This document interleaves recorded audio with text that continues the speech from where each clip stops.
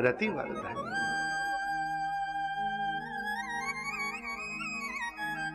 ये श्री तत्व बड़ा उत्कृष्ट तत्व है, बड़ा उत्कृष्ट तत्व है। हम आपको क्या बताएं।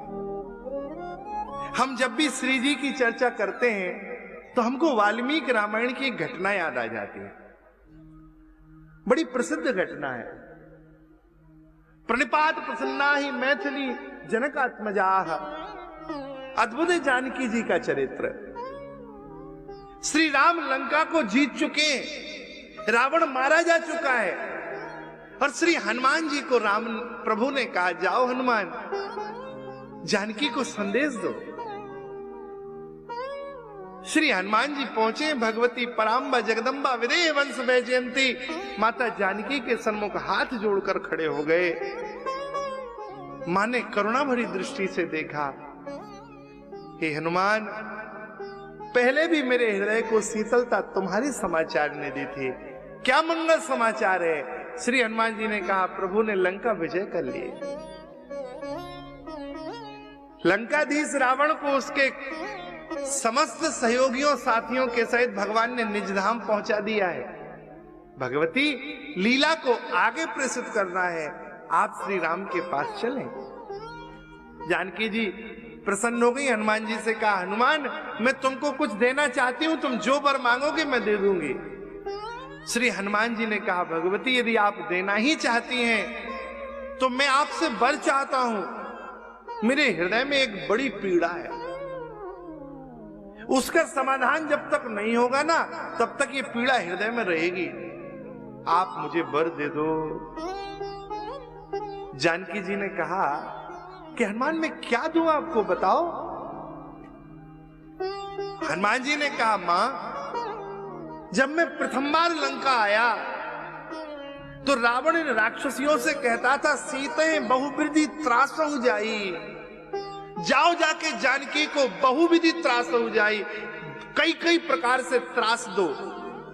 और ये आपको त्रास देती थी, आपका कोमलाथी कोमल मुख कमल भयभीत हो जाता था। हे मां, मैं आपकी उस छवि को देख नहीं पाता था। शास्त्र में स्त्री अबद्ध है, स्त्री का वध नहीं किया जा सकता, इसलिए मैंने इन स्त्रियों का कुछ नहीं किया, इन राक्षसियों का। मां, आप वरदान देना चाहती हो तो मुझे आज्ञा दे दो, मैं इन समस्त राक्षसनियों का रूप वध करूंगा। वैसे तो वध होगा नहीं, तो रूप वध करूंगा। किसी की नाक काट लूंगा, किसी के कान काट दूंगा, किसी के आंखों को खराब कर दूंगा, रूप वध करना चाहता हूं। और इतना सुना तो जानकी जी ने कानों पे हाथ लगा लिए। श्री जानकी जी ने कहा, हनुमान, ये मेरी शरण गृहीता है, इन्होंने मेरी शरण ली है, यह वरदान मैं तुम्हें नहीं दे सकती। हनुमान जी ने कहा, प्रभु मैया, आपकी शरण इन्होंने कब ले ली, ये तो आपकी अपराधी है। तो जानकी जी ने कहा, हनुमान, तुम्हें पता नहीं है, जब प्रभु और संपूर्ण वानर सेना समुद्र के किनारे आ गई और जब समुद्र पे वानर सेना आई तो इन स्त्रियों में भय हो गया था। जब मेघनाद का वध हुआ तो इन्होंने गोष्ठी की, सारी स्त्रियां राक्षसनियां इकट्ठी हो गई। सबने कहा, हमारे पति तो मारे ही जाएंगे, हमने जानकी जी का बहुत अपराध किया है, निश्चित हमको भी उसका दंड भोगना पड़ेगा।